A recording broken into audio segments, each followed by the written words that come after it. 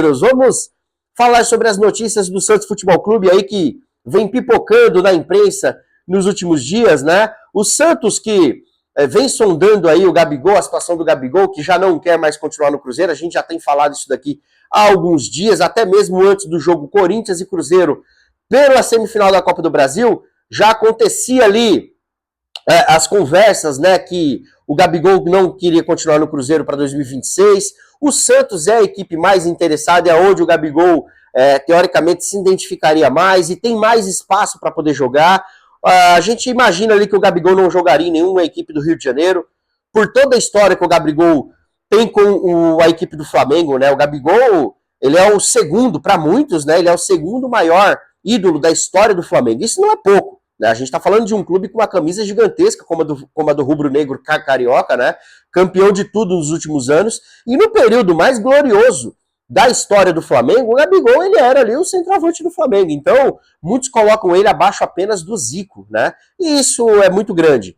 Muitos ali têm opinião contrária, a vinda ou a não vinda do Gabigol. Eu vou deixar para que vocês debatem, para que vocês ali criem as suas opiniões, né? Nós aqui, para passarmos a informação, os números do último ano do Gabigol, desse ano de 25 do Gabigol no Cruzeiro, não foram ruins. Ele foi um reserva praticamente o ano inteiro, né? Teve 14 gols na temporada. Então, para um jogador reserva, não é o melhor dos mundos se tratando de um jogador como o Gabriel Barbosa, mas não são números ruins, né? São números que a gente pode olhar ali com uma expectativa de um jogador de 29 anos que ainda quer mostrar que é capaz, que é bom, pode ser um jogador muito útil para o Santos, que sofreu muito. Desde Marcos Leonardo, o Santos não encontrou um camisa 9 que realmente ali colocasse a camisa do Santos, envergasse a camisa do Santos e fosse um jogador que a gente sentisse confiança. Tentamos no ano de Série B, Julio Furti, Morelos, o Wendel Silva, que veio lá do Porto B, né? Tentamos esse ano aí David Washington, que para mim foi um pecado danado ele não ter conseguido demonstrar seu futebol. Muito se criou expectativas em Tiquinho Soares, né? De termos ali, de resgatarmos o Tiquinho de 2023, um jogador artilheiro no Botafogo, uma das principais referências naquela campanha de remontagem de elenco do time do Botafogo em 23, né? Depois que subiu da Série B e ali bateu vice-campeão brasileiro, perdendo ali praticamente na reta final do campeonato o título para o Palmeiras. Então, nós santistas criamos a expectativa de que o Tiquinho voltasse a ser o Tiquinho que foi no Botafogo e não aconteceu. Infelizmente não aconteceu por diversos problemas, né? Muito se fala que o Tiquinho ainda tem muitos problemas psicológicos da perda do seu pai, que era uma pessoa muito importante na vida dele, né? O acompanhava, então isso daí afetou muito o Tiquinho, e ali ele não voltou a ser o Tiquinho que a gente imaginava que tivesse condições de ser. Dentro do Santos existe uma luta danada, né? Porque Alexandre Matos acredita que no ano de 26 ele pode se recuperar, muitos membros da diretoria do Santos já não acredita mais e estão tentando colocar o Tiquinho no mercado. Não é fácil devido à idade e os vencimentos que o Tiquinho tem no Santos Futebol Clube. Então aí tem essas situações que andam acontecendo dentro do clube, né? E o Gabigol pode-se concordar ou não, né? Mas eu acredito que desde a época de Marcos Leonardo, o torcedor santista não tem a confiança num centroavante como com a chegada do Gabigol vai criar no ano de 26. É um fazedor de gols nato, é um jogador que sabe se posicionar, é um jogador que chama a responsabilidade, é um jogador que não se esconde e tem muita qualidade. Não à toa, como eu comentei no começo do vídeo, é um dos principais ídolos da história do Flamengo, né? Jogou muito bem quando teve suas passagens no Santos Futebol Clube e eu tenho certeza que a sua chegada pode ajudar muito esse setor do clube que está muito deficitário, né? E ali os acordos estão acontecendo, o staff do jogador estava pedindo aí um salário inicial na casa de 2,5 milhões, né? Ele que recebe cifras acima de 3 milhões no time da Raposa. O Santos ofereceu 1,5, mas está ali tendencioso a chegar a 2, e isso está facilitando a negociação.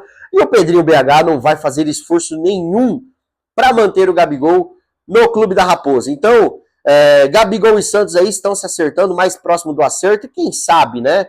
Não teremos ali o anúncio da renovação do contrato do Neymar Júnior com a contratação do Gabigol. Fica aí uma dica para o marketing do Santos Futebol Clube, caso esteja muito perto de acontecer essas duas grandes novidades. Eu vou começar este vídeo falando sobre Vinícius Zanocelo, tendo em conta que o Santos avançou nas negociações para vender Vinícius Zanocelo em definitivo ao Ceará, equipe que ele atuou por empréstimo na temporada de 2025 e está muito próximo de permanecer na equipe cearense também para a temporada de 2026 e as em diante, porque a venda será em definitivo, e restam agora os detalhes finais para o anúncio oficial da venda do jogador do Santos para a equipe cearense. Lembrando que o Ceará tentou renovar o empréstimo do atleta junto ao Santos Futebol Clube, mas o Peixe deixou claro que só negociaria o jogador em caso de venda definitiva, e o Ceará topou fazer essa movimentação, mesmo tendo sido rebaixado até a segunda divisão do Campeonato Brasileiro. Eles veem Vinícius Zanocelo como peça fundamental para um retorno à elite do cenário nacional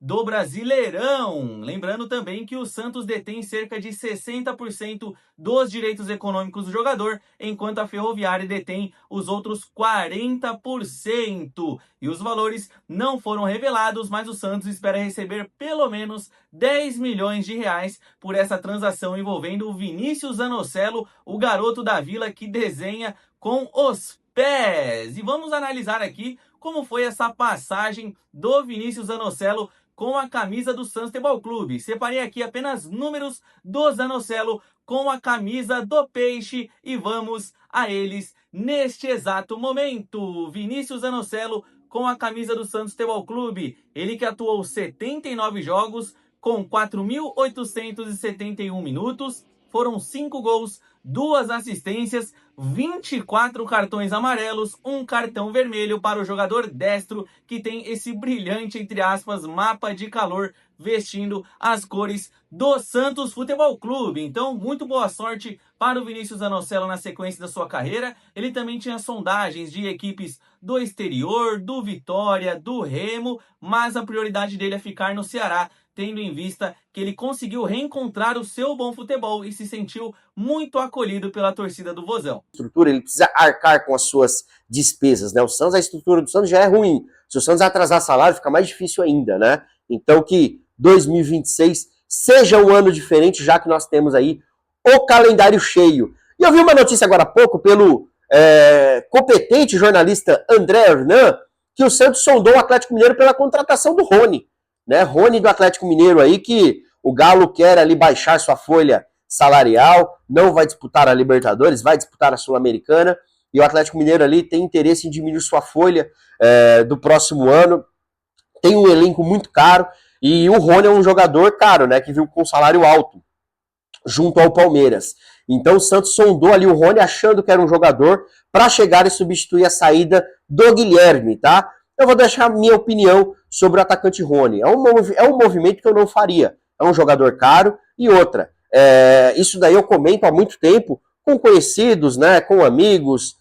Já comentei também no Varanda, em algum dos programas do Alô Varandeiros, né, que nós temos aí todos os dias às 8 horas da noite, que para mim o Rony, ele era um Guilherme num grupo mais estruturado.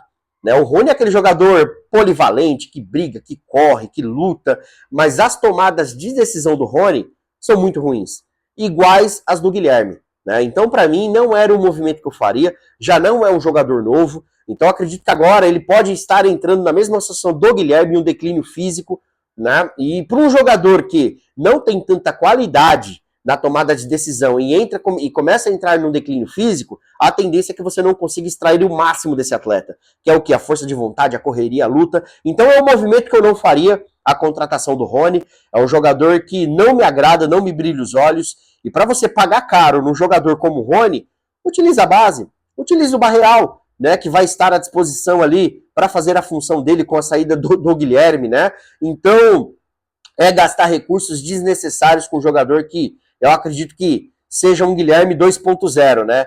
Se nós pegarmos um Rony na equipe do Palmeiras, que era muito mais estruturada do que o Santos, e pegarmos o Guilherme do Santos, olha, para mim os jogadores estão muito parelhos um com o outro. E eu havia comentado agora há pouco sobre a janela de transferências, né? A janela de transferências tem início no dia 5/1 e finaliza no dia 3/3, tá? De 26. Então, o Santos vai poder registrar os jogadores a partir do dia 5. Mas isso não interfere em nada em contratações. Para quem se lembra, a janela, quando o Santos caiu, quando o Marcelo Teixeira assumiu o Santos Futebol Clube, a janela também abriu no início do ano, se eu não estou enganado, no dia 2 ou no dia 3. Porém, o Santos já tinha ali aqueles pré-contratos prontos e assinados com jogadores contratados. O Santos, depois que o Marcelo ganhou, começou a contratar jogadores ali a partir do dia 20, já deixando um pré-contrato assinado para que ele fosse apenas efetivado ali quando abrisse a janela. Então, uma coisa é uma coisa, outra coisa... Sobre um jogador que vai sair do Santos na temporada de 2026 e já tem destino confirmado. É o zagueiro Luizão. O Santos acertou o empréstimo do zagueiro Luizão de 22 anos para o Goiás até o fim da temporada de 2026. Ele vai encontrar, inclusive, o zagueiro Messias e também o zagueiro Luiz Felipe, que tem contrato com o Santos até o final de 2025. E o Santos não vai permanecer com nenhum desses dois citados e também o Luizão não faz parte dos planos para 2026 e por isso foi emprestado até o Esmeraldino. Luizão, que foi contratado em janeiro. O Santos comprou cerca de 70% dos seus direitos econômicos junto ao Novo Horizontino. E o Santos pagou 10 milhões de reais, enquanto os outros 30% permanecem com o clube do interior de São Paulo. Por que eu coloquei entre aspas? É porque o Santos não pagou nenhum realzinho sequer para o Luizão. Os 10 milhões estão lá previstos em contrato, mas o Santos ainda não fez o famoso Pix para o Novo Horizontino, que inclusive já protestou contra isso junto à CBF, né? O Santos, infelizmente, com fama de mal pagador na Argentina e agora aqui também em solo brasileiro. E como a gente sabe, o Luizão não faz parte dos planos da comissão técnica da diretoria do Santos Futebol Clube, ele que não atua, inclusive, desde a partida que antecedeu a estreia do Juan Pablo Vojvoda. O último jogo dele foi naquela partida entre Santos e Bahia, na Arena Fonte Nova, partida que marcou o retorno da equipe aos gramados após perder por 6-0 para o time do Vasco da Gama, aonde o Luizão, inclusive, foi muito mal naquele dia. E vamos ver os números do defensor com a camisa do Santos nessa temporada de 2025? Vamos lá.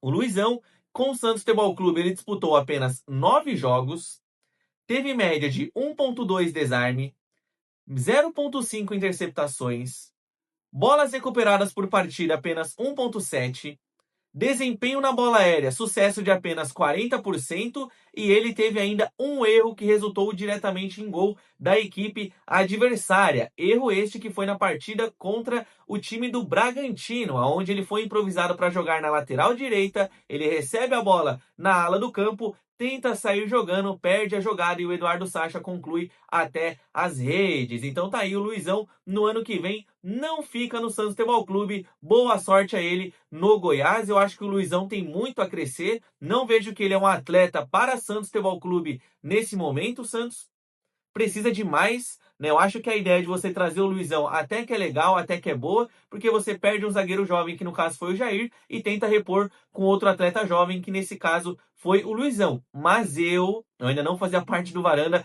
eu não faria esse movimento com o Luizão, já que no meu ponto de vista ele já não tinha ido tão bem assim no Novo Horizontino, principalmente na reta final da Série B. Inclusive, ele faz um gol contra que praticamente sela a desclassificação da equipe no G4, né? Ele faz um gol contra a equipe do Paysandu e na sequência o time acaba perdendo a oportunidade de voltar à primeira divisão naquele jogo contra o Goiás na Serrinha. Então, boa sorte ao Luizão e que ele volte melhor para o Santos Futebol Clube, tendo em vista que agora não dá para contar com o Luizão, é um zagueiro bem duvidoso nesse momento.